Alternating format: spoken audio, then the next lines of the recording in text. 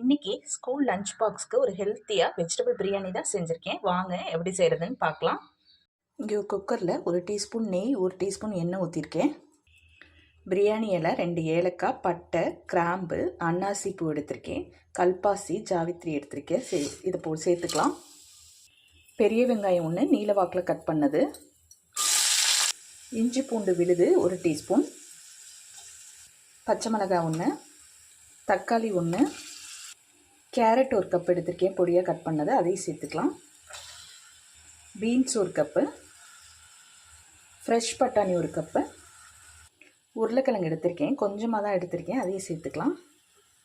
மஞ்சத்தூள் 1/4 டீஸ்பூன், மிளகாத்தூள் 1/2 டீஸ்பூன், மல்லித்தூள் 1/2 டீஸ்பூன், பிரியாணி மசாலா 1/2 டீஸ்பூன், உப்பு 1 டீஸ்பூன், கொத்தமல்லி புதினா எடுத்திருக்கேன், அதையும் சேர்த்துக்கலாம். 2 நிமிஷம் நல்லா வதக்கி விடுங்க. காய் நல்லா வதங்கிடுச்சு. இங்கே நான் 2 டேபிள் ஸ்பூன் தயிர் எடுத்திருக்கேன், அதை ஆட் பண்ணிக்கலாம்.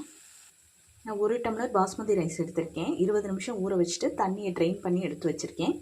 1 டம்ளருக்கு 1.25 டம்ளர் தண்ணி சேர்த்துக்கலாம். 1.5 டம்ளர் சேர்த்துருக்கேன். தண்ணி கொதி வந்துருச்சு. இப்போ அரிசியை சேர்த்துக்கலாம். குக்கர் மூடி 2 விசில் விட்டு எடுத்துக்கலாம். ஸ்டீம் போயிடுச்சு. குக்கரை ஓப்பன் பண்ணியிருக்கேன். நீங்களும் இந்த அருமையான வெஜிடபிள் பிரியாணியை ட்ரை பண்ணி பார்த்துட்டு கமெண்ட் பண்ணுங்கள்.